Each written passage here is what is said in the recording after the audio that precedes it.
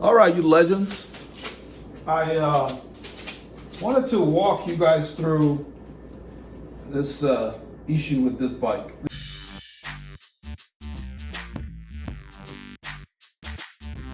The customer came in, it's a local rider, and we actually ride together from time to time. We used to ride together a lot.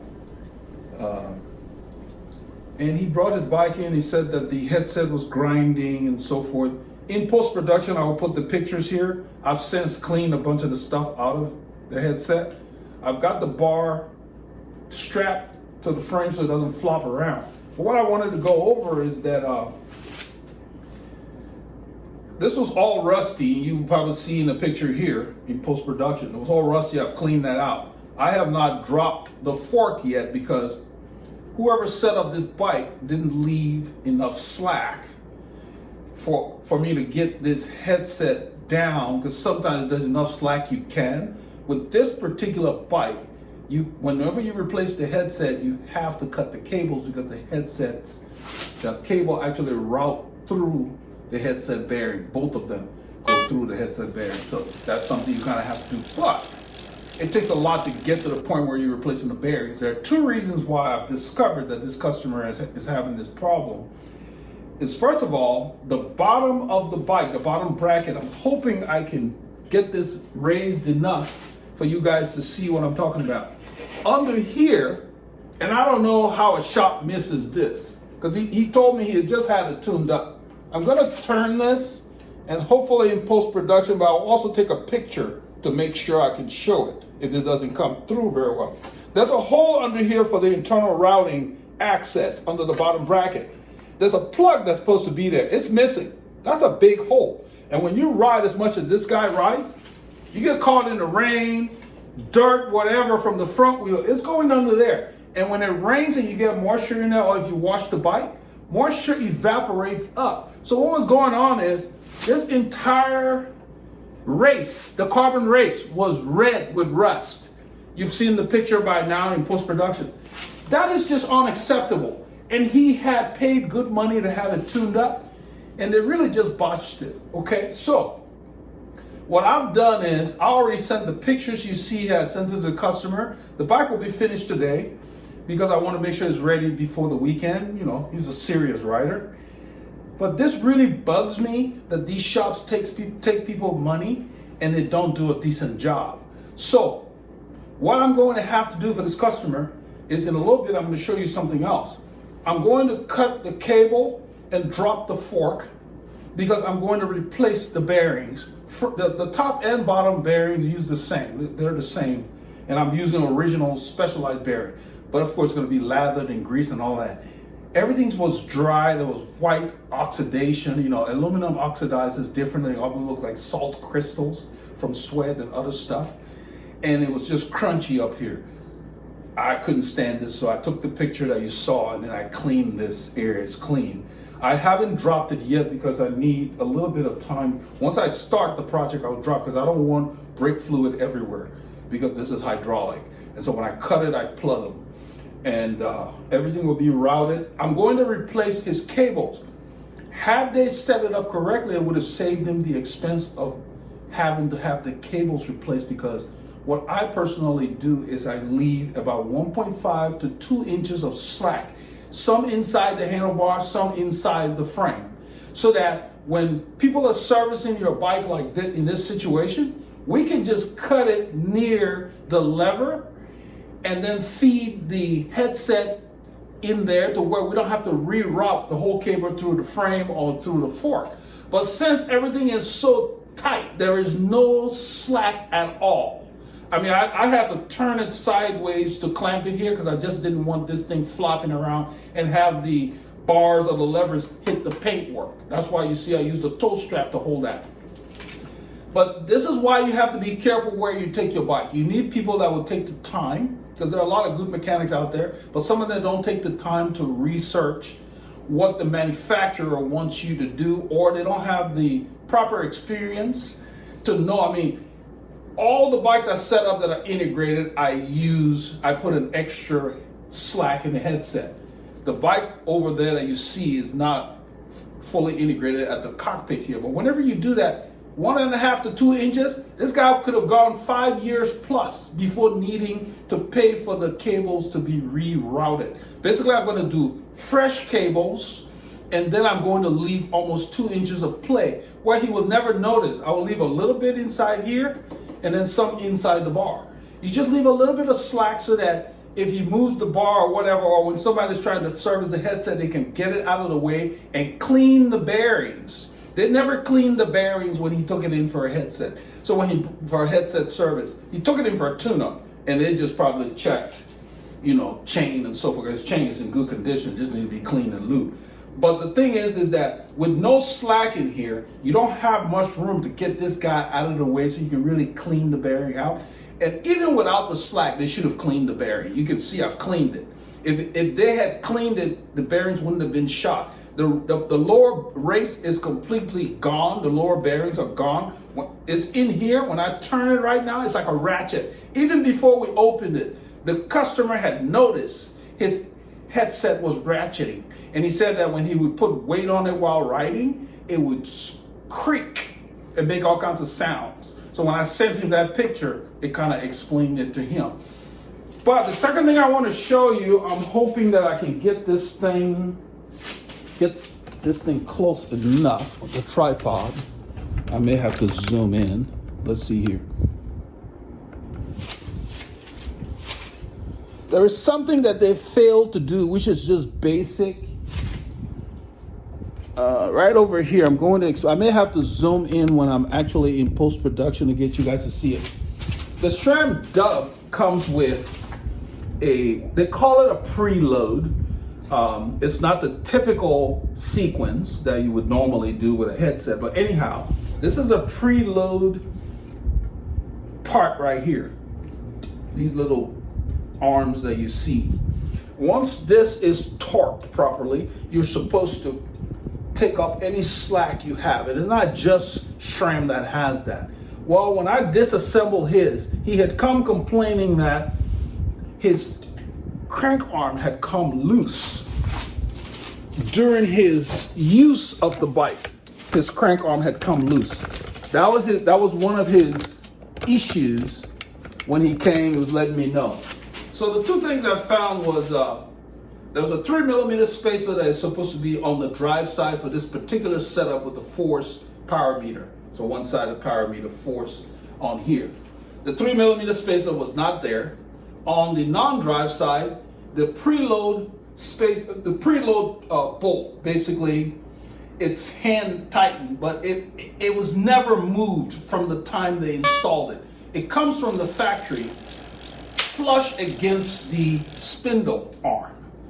And you're supposed to loosen the little fixing nut, and you're supposed to hand tighten and take up any kind of play. Since those two things were missing, the spacer was missing from here, the preload bolt was not moved over, you had a gap that allowed the crank arm to not turn in this perfect direction. So you had that play working. So it basically worked its way loose. When I was taking off the crank arm, this thing is supposed to be torqued to 54 Newton meters. I used a regular wrench, it just came off. It was easy to remove. The good thing was, he had tried to tighten it himself because he had noticed while using the bike that it felt loose. And that, I believe, saved him some money because I looked at the spindle after I removed everything. There is no rounding, there's no damage to the aluminum components because they fit in together, and when they come loose, they can round out. Kind of like it would happen on a square taper, if you know what I mean. So he didn't need anything replaced. All I did was take everything apart, but because it had so much play, it had allowed a lot of dirt to get in there. The second good thing was his bearings were fine because the DUB comes with sealed bearings. So even though the bearings are fine, inside the cavity, the little cup that sits there was dirty grease inside. Because of that play, it allowed a lot of moisture and other stuff to get in there. So now it's all cleaned, it's all put back together, it's fine. So he didn't have to spend much on this other than just for the service. But he's having to spend a lot of money up here because whoever set it up didn't give future service the opportunity to just nip the cable near the lever and, pull that off up here feed the bearings through it, and just redo it. So now I'm going to have to cut the cable, take them out, run new cables, add slack to do it properly. Because even if I cut it and tried to get it to save him money, the cable wouldn't reach back in there to where you put the little sleeve and everything for the hydraulic lever. It's not long enough. It is just too perfect right now. So the person who was doing it wasn't thinking ahead, because this had never been serviced since they put it together. And they just made it the length of the cable perfect, not thinking about what do we need to do. Every time you service hydraulic brakes, those of you who have these, or even if you don't have integrated cockpits, always leave some extra hose length, because you can't get the barb out. You have to cut it. And so by leaving 1.5 inches to 2 inches throughout the place, we can pull cable out of the frame or out of the handlebar to get it into the lever. I hope that makes sense. So I'm glad I found out for him, because it's going to, his headaches down here are gone. And now I'm going to be dealing with the headset. So instead of him paying $45 for a headset service, he's got to pay well over $100, because by the time we take all this stuff out, reroute, refish the cable through the bike, and bleed the system, those are services that's not part of a standard tune-up. And regardless of whether the shop had not done this or not, if you have an integrated headset bike or with hydraulic cables in there, just know that your service will cost more, because by the time the shop gets your spacers out of the way, even if the cable is long enough, they have to charge you for re-bleeding your brake system, especially on this bike that routes through the bearing.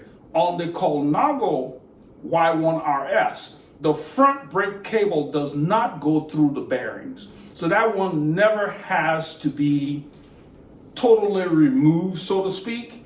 It's the rear one that goes through the bearings. So for the Colnago Y1RS, it's the rear cable. If it ever gets to that point, you would have to cut the rear cable, get it out of the way. But the ones I built, same process, I left extra cable throughout. So whoever's servicing it won't have to replace the hose. They just cut it at the lever, pull it out through the bars, feed the new bearings, because you've got to get it back through the bearings. And that's why we leave the extra cables. Finally finished this bike for the customer, solved the issues he was having. There were several, I explained earlier. So the solution was getting the correct spacer for the SRAM Force DUB. The 3mm spacer was missing. They had not adjusted the preload after tightening everything up. So it was basically loosening while he was riding over time. It didn't damage anything, so that's good. I believe I mentioned that earlier. I also found a hole under there. I'm going to put electrical tape on it. I sent a link to the customer so he can order the plug, because he needs to ride this weekend. I didn't want to keep the bike in the shop just for that plug. I also found a hole behind here is for where the cable would come through if you were using a regular non-electronic front derailleur, and they just left the hole there. All of that stuff allows moisture to get inside. It can mess up your bottom bracket if you get caught in the rain. This guy rides all the time. So yeah, the chances of getting caught in the rain is pretty high for him. He's an avid cyclist. So what I'm going to do is I'm going to cover the hole, because I found it while I was cleaning the bike. I always clean these bikes on these big jobs. So I'm going to cover it with electrical tape.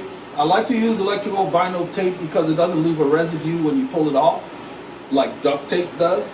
I'm going to cover that and cover the bottom hole there so he can still ride until he orders the plug for the bottom. But I'm going to go and download the technical docs for this bike. I think there is a plug made for that, because even with the cable, they have a plug to where the cable would slide through on most bikes, and then it will plug the hole, because the hole is about the size of, say, a dime.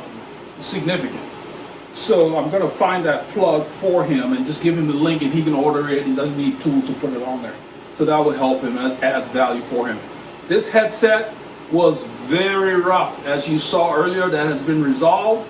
What I did was I left extra holes under here, and I left a little bit in here. There's only so much you can do on this particular bike. It doesn't let you do a whole lot. And you don't want to leave extra holes in the down tube, because then when you're riding, it will rattle. So you have to be specific, where you leave them. Mostly you leave them in here, or all the way down in the bottom bracket area. But it made more sense to leave it up here because I left more for the front than the rear, because most of the time you just need to drop the fork, and in order to drop the fork you have to cut that hose for the hydraulic brake. So by leaving more on that side, it's going to take a long time before he'll need to have that hose replaced. So I have to replace the entire brake line in the back and the front, so it ended up being like a full overhaul, so to speak. And these things are a pain to work on because they're proprietary. They install one way, so they take a lot of shop time. So those of you with these fancy aero bikes, your tune-up is not a regular tune-up. So to avoid costs, every 6 months or so, if you ride a lot and you ride in the rain a lot, either do it yourself or get it to a shop so they can drop this a little bit and blow some of the moisture or the old grease out and re-lube it, because it always rusts down here at the lower bearing. That's where the water settles. And so that's an issue, as you saw. So I'm going to let the customer know that, minimum once a year, probably twice a year, bring the bike by so we can get in there, clean it, and not have to disconnect anything. Just clean the bearing, blow stuff out, re-grease, pack it, and put it back together. That will go a long way in avoiding having to put new bearings. I put new bearings top and bottom, and there's a lot of work to get it done, but it's perfect now. It's the way it's supposed to be. See how it's flopping? That's the way a headset. His was ratcheting. And so I'm very pleased with this job. He's going to be picking it. I already told him it's ready. This is Friday. So I made sure I got it ready for Friday, and that's why I didn't order the plug. He can do it himself and put it there later, because he's going to be riding tomorrow. Chances are. We used to ride together. I know this customer well. So hopefully this will help those of you who have these fancy integrated cockpit bikes. You've got to deal with these issues, and you got to make sure whoever puts it together thinks about future servicing. And by frequently servicing your bike, you won't need to be replacing stuff, which makes the job a bigger job. It's already a big job just to get this apart. But then you don't have to cut the cables if you catch things early enough to where the bearings are still good, and just clean it, use the compressor, blow all the dirt out of there, and re-lube and put it back together. But this time we had to replace the bearing. Replacing the bearing is a big job. Whenever you replace the bearing, you got to disconnect both hoses. So if you have extras, it's not that bad. But he didn't. So, hope this helps you, legends.